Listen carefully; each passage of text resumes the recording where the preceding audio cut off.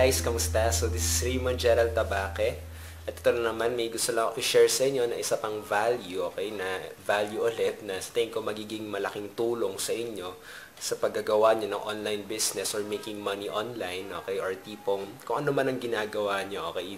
Either it's network marketing, affiliate marketing, internet marketing, yung mga ganun mga bagay, okay? So, ito, ang gusto ko i-share sa inyo ngayon is the 3 things that can kill, okay? 3 things that can kill your online business, okay? Or actually, kahit ano man ginagawa mo, okay? Ito yung 3 things na kapag ginawa mo to, okay, talagang sure, okay? Sure talaga na it can really kill your business, okay? Or tipong zero, okay? Yung ganun, okay? So, itong 3 things na to, this is, unang-una dito is to complain, okay?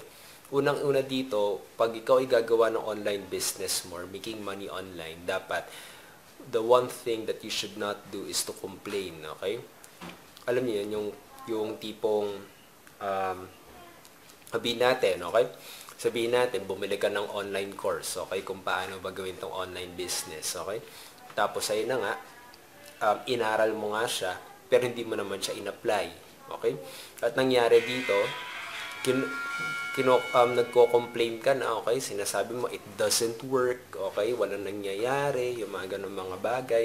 Pero kapag nakikita mo naman na may mga ibang tao nagkakaroon ng resulta dahil doon sa online tutorial na binili mo, it means it works, okay? So, kinino kaya yung problema, okay? So, nasa iyo yun, di ba? Or, ayun, nasa atin yun, okay? So, yun na nga, actually, kasi masaklap dito kung bakit madededs, okay? Mamamatay yung business mo kapag nagko-complain ka. Kasi, once you start complaining, okay, ang mga ma-attract mo sa business mo ay mga complainers din. Okay? At saka yun na nga, wala naman mangyayari, di ba? Kung mag-complain ka, ganun pa rin naman mangyayari, di ba? So, gagawin mo pa rin. So, I think it's smart of you, okay? Sa tingin kong it will be smart of you kapag tipong huwag ka na mag-complain at gawin mo na lang, okay? At gawin mo ng paraan kung paano, okay?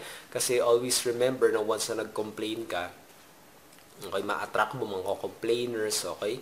Yung mahirap pa dito, ayun, yung sarili mo, hindi, sabihin natin yung sarili mo, okay? Hindi magiging maganda yung image sa sarili mo, okay? Makikilala ka pang complainer. Okay? Number 2 is to justify. Okay? Justify. Ano ba itong justify? Yung tipong sasabihin mo na, wala, hindi gumagana yan sa akin. Okay? Hindi talaga gumagana yan. Okay? It's not working for me. So, hindi talaga, walang kwenta tong online course na to.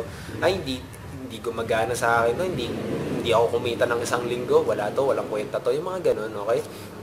Gina-justify mo, nagko-conclude ka agad na walang pag-asa. Okay? Na wala talagang pag-asa na mag-succeed ka. Okay? Yung mga ganun mga bagay na kino-conclude mo na yan, nagme-make sure ka na wala ka talaga mararating dito. So, sa tingin mo, ano mangyayari sa'yo? Once you focus on that, na wala kang mararating, malamang ang makukuha mo dito ay wala ka talaga mararating. Okay? What you focus on, expand. Kapag ikaw, mostly mga nakakausap ko mga online entrepreneurs, yung mga successful talaga, yung mga top earners, lagi nilang tinasabi na kung anong kikitain nila after 1 month. Okay? Yung tipong kapag nag-fail sila, masaya pa sila nag-fail sila kasi alam nila na marami silang natututunan dito. Okay? Yung mga ganon. So, ayan na nga eh. Number 2 nga, don't justify. Wag ka agad wag ka agad na magsasabi na tipong wala kang mapapala dyan. Kasi kapag ikaw, sabihin natin nasa isang opportunity ka, okay, or meron kang system, or meron kang online business. Tapos, yung iba naman, kung may kita, gamit yung same system na meron ka or same opportunity na meron ka, well, it means that it works, okay? It works. So, kanino na naman yung problema? Nasa atin na naman, nasa iyo, nasa akin, kung sino man yung nagko-complain, nag-justify, okay? So, yun na ngayon eh. Lagi matatandaan, you are your business, okay? Kapag hindi ka pa kumikita ng resulta, wag mo tignan yung system, wag mo tignan yung mga ibang tao, wag ka pupunta sa mga ganon, ang tignan mo lang yung sarili mo, okay? And number 3 is to blame, okay? Blaming. So, ito yun, it's very common lang, di ba? Tayong mga tao, mostly ganon naman nangyayari sa atin, di ba? Kasi, once na nagbe-blame tayo, iniiwasan natin yung responsibility, okay? So, parang sinasabi natin na hindi ako yung problema, kayo yung problema, okay? So, para sa'yo, you're safe, okay? You're safe na tipong wala sa'yo yung blame. So, ayan, diba? Dapat yung pinakaunang-una mong gagawin, diba, to be successful, you have to be responsible, diba? So, yun na nga always you have to be 100% responsible of everything that you do, okay? Lahat ng kailangan mong gawin, kailangan responsible ka dito. Yung nangyayari nga, nagsimula nga ako dito sa online business, okay? Yung nangyayari dyan, biniblame ko yung mga mentors ko, di naman nila sinasabing sikreto, yung mga ganun mga bagay, wala akong kinikita, yung mga ganyan. Tapos, hindi ko alam kung anong gagawin ko, hindi ako binibigyan ng pera, yung mga ganyan, biniblame ko to, wala akong ganito, wala naman akong perang ganyan, wala naman akong ganyan, ganito. So, yun na nga Pero kapag nagbasa ka ng maigi sa mga books, isipin mo ng maigi, yung mga tipong nagiging successful, sila yung tipong mga wala na talagang silang mapupuntahan, okay? Yung mga tipong, karamihan pa nga dito yung mga homeless, okay? Yung mga tipong walang trabaho, yung mga hindi nakapag-aral, di ba? So yun na nga kung kaya nila yon, okay, kung sabihin natin nakapag-aral ka, tapos kinaya nila yon, okay, what makes you different? Dapat nga mas magaling ka pa di ba? Mas magaling ka pa nga dapat dito So yun na nga yun nagkaroon lang ako ng resulta at naging top earner lang ako noong October. Actually, this November din, top earner din ako, rank 23, okay? So, yun na nga nangyari lang yun once I stopped blaming, justifying, and complaining, okay? Naging 100% responsible ako sa lahat. Minahal ko yung mga failures ko, yung mga struggles ko, kasi alam ko it will make me better, okay?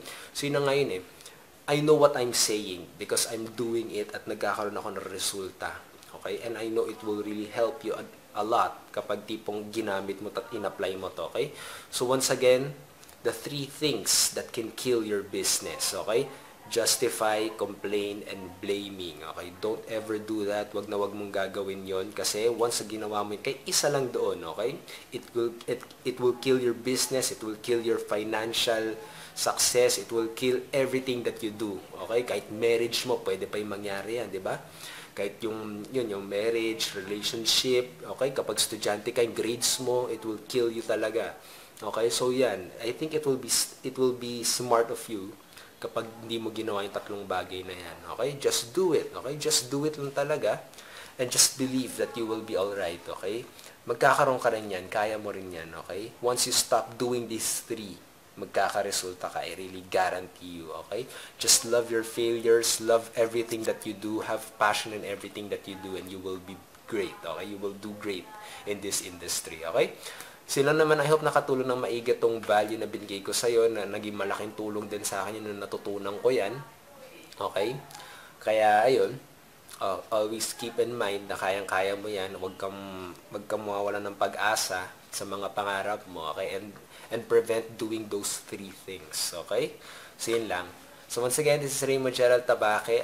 Thank you nga pala sa pakikinig na to. I hope you click the like button, you leave your comments below. You can subscribe to my YouTube channel para tipong kapag may nilabas pa akong videos na ganito, na tips para sa inyo, makakatulong pa ako. And also, you can go to my blog, www.raymondgeraldtabaque.com. Maraming free tips and strategies doon, free value, okay? Sana makatulong din sa online business mo or making money online, okay?